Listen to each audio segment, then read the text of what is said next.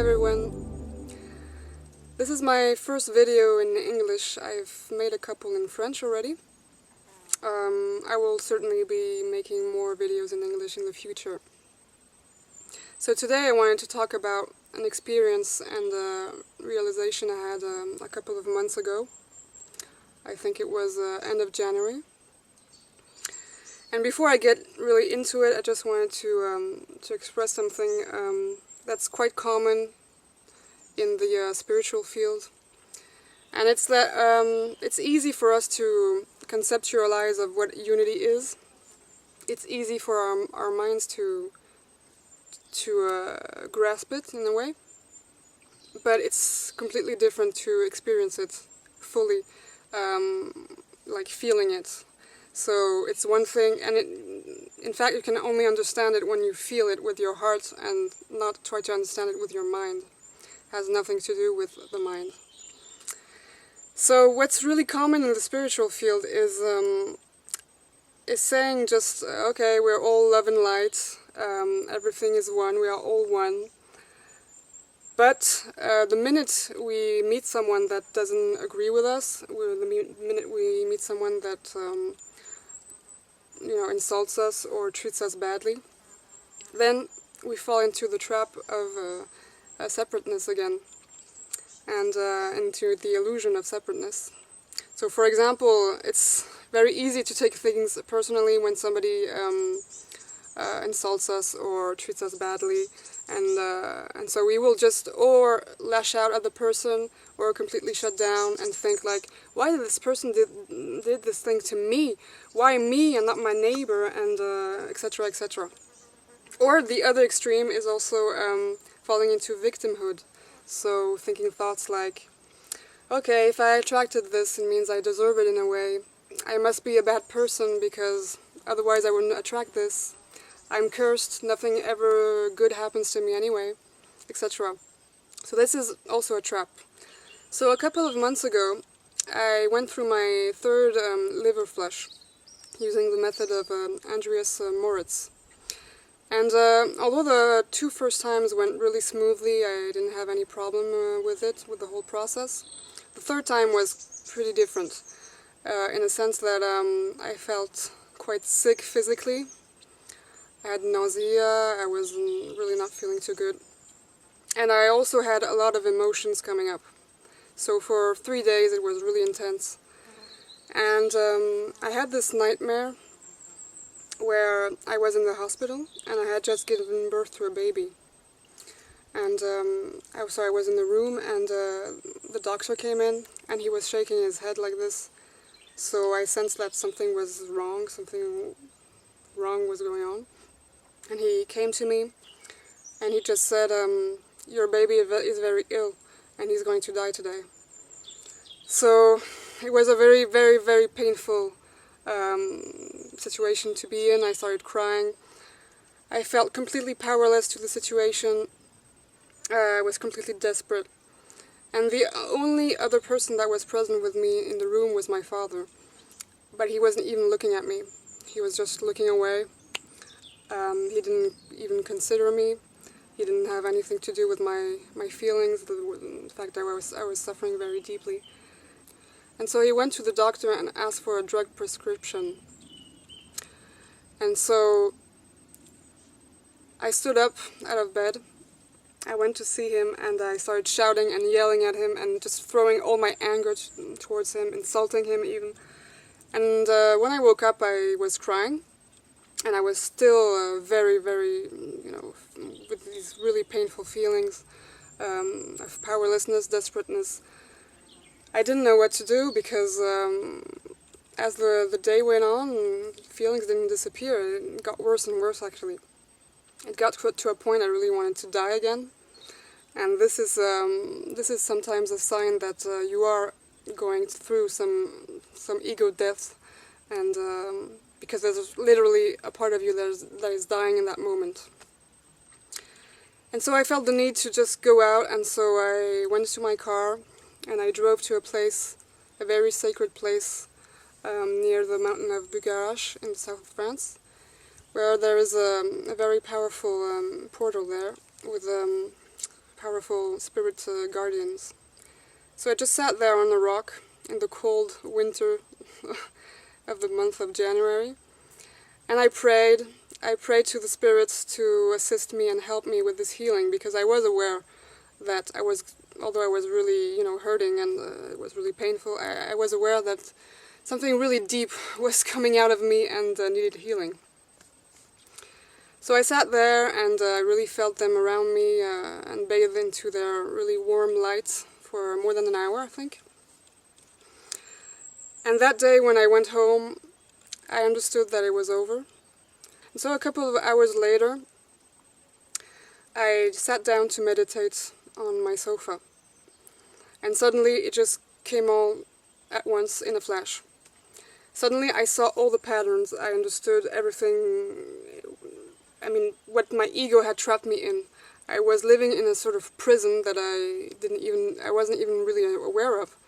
And that prison was anchored in my childhood, because like most people, I've been through some traumatic experiences on an emotional level in my childhood. And that led me to integrate certain beliefs, and that led also my ego to try to protect me, and so basically my ego built this prison around me. And that prison was based on the fact that the whole world was a menace to me. So it's like the whole world was against me. And that's why I had this, this pretty strong warrior energy for a couple of years, where, it was always like fighting and conflicts and very defensive, like the ego can be. But I understood that it was only an illusion, and I had created it for a purpose, because it was a protection from my childhood wounds. But it no longer served me, so I just said, okay. And at that moment, I just saw the thing, like a curtain coming down, and it all crumbled. And it was like, like being born again or something, because I felt that my heart at that moment started to open like a sunflower to the sun, and this pure energy, this pure feeling of bliss went through me. And this bliss, and also it was really peaceful, it was powerful, but so peaceful. It was like coming home. I think the feeling of coming home is probably the best to describe it. And then I just saw all the people I've met in my life, like one by one. I saw them all, and I could integrate them completely as myself. I could love them completely as I finally can love myself. And I thank them. I thank them deeply for what they brought to me, even the people who hurt me the most.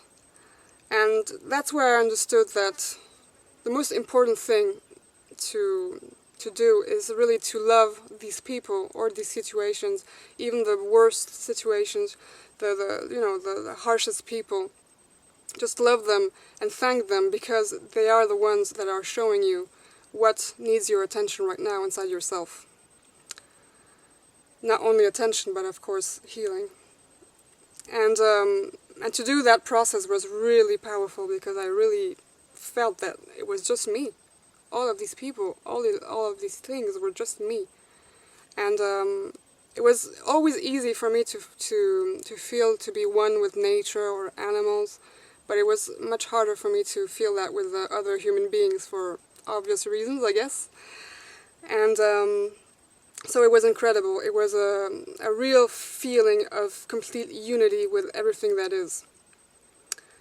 And I've experienced some mystical experiences of unity before, but it was more like with the use of psychedelic plants, which are amazing teachers that really show us the way. But the main difference I could feel, like living the experience organically, is that something much deeper has anchored inside my being. And that thing is presence and awareness. Because what happens is, when our consciousness expands, you become more present. That means that when you get triggered by someone, so triggered to feeling a negative emotion or by a situation. Well, the gap between, you know, consciousness and unconsciousness, you know, gets smaller and smaller and smaller. It means that you're practically aware of it instantly.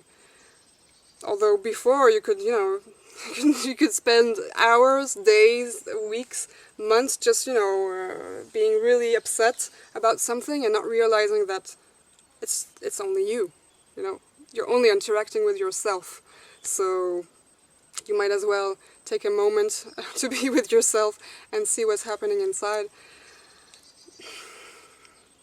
What I understood as well is that our reality is pretty self-centered, actually. This doesn't mean it's egocentric. It's not the same thing. But since you're only interacting with yourself, it means that we are all, you know, one consciousness, we are all source consciousness, but we are all experiencing the world through a very unique perspective. That means that we are all in our realities, we are all in different timelines, different parallel universes, you could say. And maybe I'll speak of this another time because it's quite, you know, complicated, but to sum it up, it's that. And so these timelines, these different versions, are just, you know, in accordance with the vibration you hold. So, for example, the version of me you're experiencing is maybe not the same version of me your neighbor is experiencing. And in the same way, your neighbor is not experiencing the same version of you that you are experiencing of them. So it depends on the thoughts you're thinking, the feelings you are feeling, and the vibration you have, which dictates what you are creating in your external reality. So we are all in different timelines, different time frames. And the best way to explain this is a metaphor. So it's like when you incarnate on this earth, it's like if you go into a movie theater that is unique, where there's a film there that is played. And there's the one spectator, a unique spectator, and you are the spectator. So you are the spectator, and at the same time you are the director, the script writer, and obviously the other actors are only yourself, but with different masks. This means that ultimately you have the power to alter the movie as you wish. You have the power to remove the filters in front of the camera that obscure the movie. You have the power to change everything in your life. So, the question I have for you today is, what script do you want to write today? And what part, what character would you like to play in your life? Sat Nam. See you soon.